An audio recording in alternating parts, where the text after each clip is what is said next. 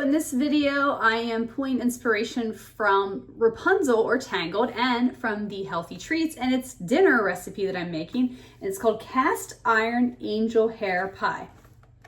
There's the picture. So this is basically, if you're familiar with baked spaghetti, this is what I'm kind of getting vibes from with this. So I'm going to make a marinara sauce on the stove and let it simmer for about 20 minutes. And then I'm going to cook some noodles, and then I'm going to kind of mix the sauce and the noodles and a few other ingredients together in a cast iron skillet and bake it in the oven.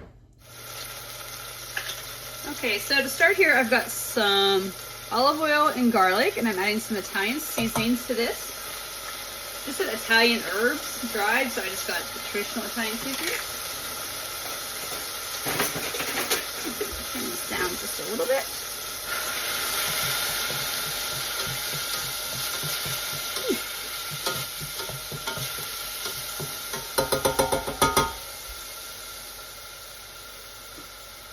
Okay, so now let this saute for just a couple minutes. Okay, so now I'm adding a can of tomato puree.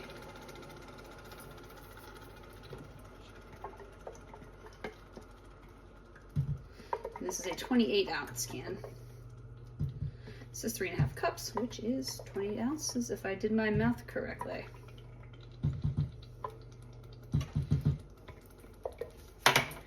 Now I'm also going to add in 2 tablespoons of tomato paste. The brand I just picked from the store, so you can use any of the brands that you want. Again, I don't recommend specific ones. These are just what I use.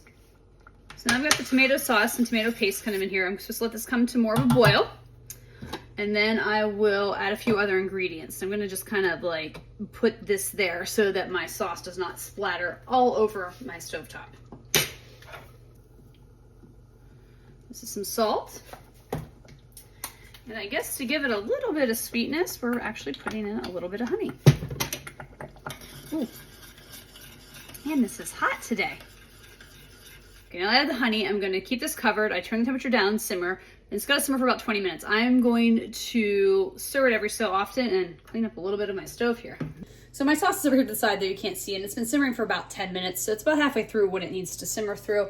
So I'm going to get ready to cook the angel hair pasta according to the directions. I've got my water boiling. I'm also preheating my oven, and I have my cast iron skillet here, seasoned and ready to go. All right, so my water is boiling. Time to cook the pasta. It says to do 1 12-ounce package. I have a 16-ounce package, so I'm just going to kind of gauge it here as to what seems like a fourth of it. Like that means just, you know, don't include a fourth of the pasta. It is angel hair, which makes sense because, you know, Rapunzel's hair. I think you're trying to mimic that with the recipe. And I think angel hair definitely is more like hair than regular spaghetti noodles. The noodles are cooking, but the pasta has been simmering for close to 20 minutes. I think it looks pretty good. So I'm gonna just kind of let this rest for a little bit before I do the next steps. All right, so in here I've got 4 eggs, and I am about to add in some grated Parmesan cheese. And this is a cup of low-fat Greek plain yogurt. Now, it said to use low-fat. I think I got non-fat, but hopefully it won't really make much of a difference.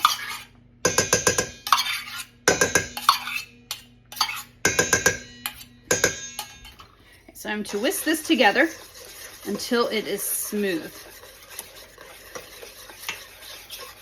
It's funny, when I make lasagna, my own lasagna recipe, I take an egg and whisk it with some cottage cheese and Parmesan.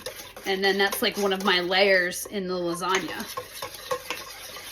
as opposed to using ricotta cheese. I'm not a big fan of ricotta cheese, even though I've come a long way on it, especially thanks to this challenge, but that's something that I do in my lasagna. And I also use just mozzarella and cheddar, and those are kind of my layers. I make my meat sauce, and I do layers of that. Maybe someday I'll do a video of just some of my own recipes that are outside the cookbook challenge if anybody ever expressed any interest.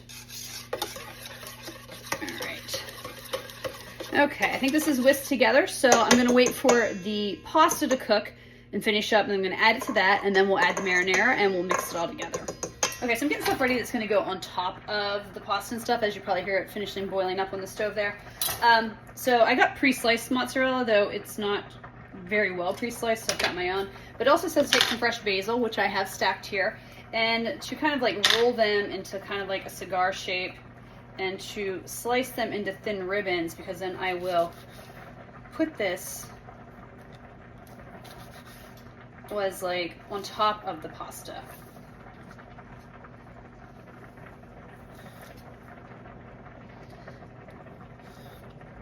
For basil, I just kind of buy those like little plants at the store sometimes. I love fresh basil.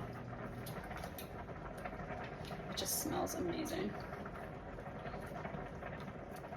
I think that's kind of ribbon enough for most of this. I'll get the little stems off. Okay, so now I'm adding in the cooked pasta. Let this stir.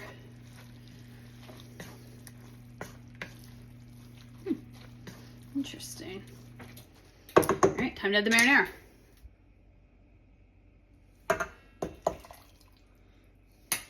Sorry, bad angle for me to pour. All right, now let's toss all this to combine it together.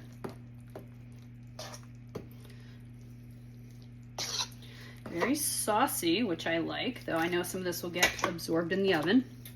That was one of my concerns, is I was like, I hope it doesn't dry out, but okay. Into the pan it goes. Now, this topping is a little bit different with the basil and stuff. When I was a kid and I talk about big spaghetti, I think my mom would just put some cheese still and then pepperoni. So it was always kind of like, now I've had some people that kind of cook the pepperoni in it, but make these just a little bit smaller as I tear them up and go. Just mozzarella cheese on top.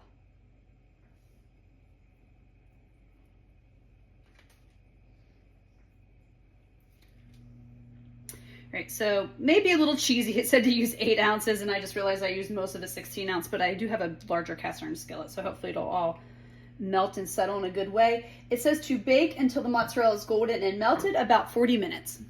All right, so here is the cast iron angel hair out of the oven. Let it sit for 5 minutes, and then we'll eat it. Review and summary time for the cast iron angel hair pie.